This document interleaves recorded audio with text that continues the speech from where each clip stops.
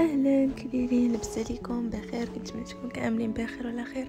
اليوم ان شاء الله نقدم لكم كيكه الرولي مذاق الفريز، كتجي خطيره. اول حاجه درت فيها 4 البيضات، 5 المعالق ديال سنيده، ومن بعد طربتهم مزيان حتى كيطلع داك البيض مزيان كيف ما كتشوفوا. تبقاو تطربوا في داك البيض حتى كيطلع مزيان،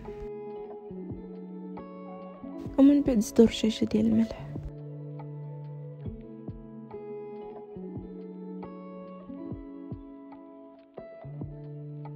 كيف ما كتشوفوا من بعد ما طلع البيض زدت عليه 5 المعالق كبار ديال الزيت و5 المعالق كبار ديال الماء. هنايا الا ما الا بغيتو ديروا الحليب في بلاصه الماء. المهم بالنسبه للناس اللي ما عندهمش الحليب انا درت الماء هنايا، وكيف ما كتشوفوا عاوتاني عاود طربت مزيان.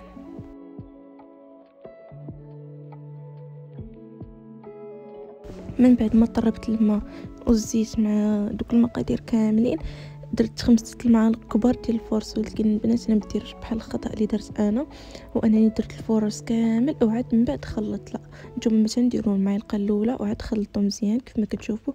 خلطت بهاد اللعيبه ديال الخشب، الا كانت عندكم نتوما بلاستيكه خلطوا بها بحال هذه، ولكن هي في بلاستيكه، فهمتوا؟ خلطوا بها. المهم نتوما خلطوا بشويه بشويه باش ما يطيحش داك البيض. كيف ما كتشوفوا انايا هنايا درت كلشي دقه واحده، فبقى هذاك الفورص بحال على شكل دائره، يعني المهم ما تطربش مزيان. المهم بقيت كنخلط فيه شويه بشويه بشويه، ومن بعد زدت عليه خماره. وكذلك كيف ما قلت لكم نتوما حاولوا ديروا كل معلقه تخلطوها بوحديتها. خلطت معاهم حتى فانيا. اهم حاجه هو انه تطربوا يعني بشويه. انا حيت من هنا مسرعه الفيديو غيبان لكم بلي كنطرب بالسربه، ولكن هو من الاحسن نتوما تطربوا بشويه باش ما يطيحش داك البيض اللي طربتو. وهنا كيف ما قلت لكم زدت خماره واحده.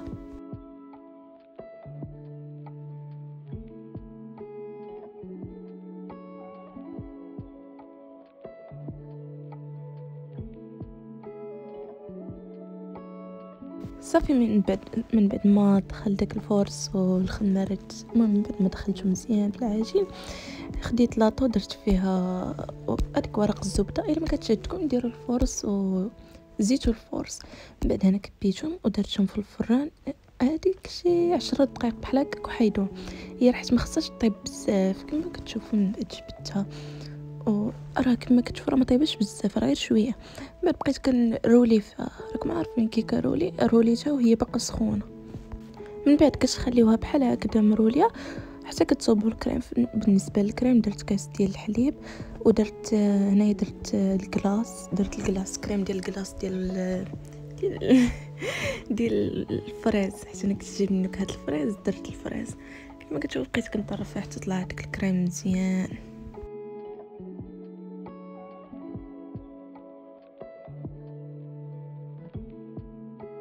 من بعد خليته برد شويه في الثلاجه ودرته في الكيكه وروليتها بحال عارفين. في هذه المرحله كنت خليت شويه الكريم من هذاك اللي كتصوبش منه، ضروري كيشيت لكم. صافي زوقت به من الفوق. وهنا درت شكلاط محكوك. المهم بالنسبه للزواق كيبقى اختياري، نتوما كديروا الزواق اللي كيعجبكم. انا بالي هذا مناسب فدرتو. كما كتشوفوا حكيت شكلاط كحل، ومن بعد عاوتاني دوبت شكلاط كحل وشكلاط بيض ودرت بهم خطوطه كيعطيو بحال هكا شكل زوين، وحتى المذاق ديالهم كيجي زوين.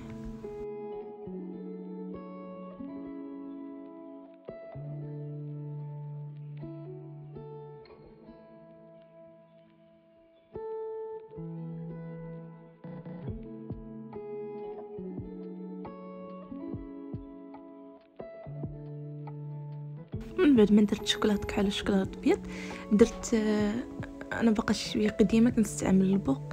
المهم درت البوق ودرت فيه الكريم صافي، وبديت كنشكل دوك اللعيبات.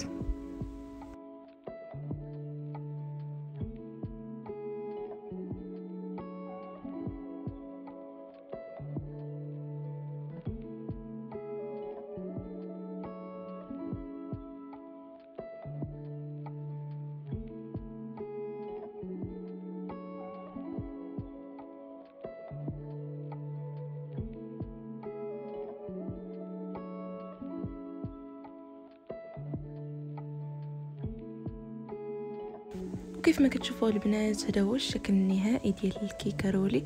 كتجي خطيره وبمقادير اللي هي سهله ومتوفره في كل بيت الا هذاك الكلاص مثلا تقدري تشري. وصلنا لنهايه الفيديو، لكم السلامه.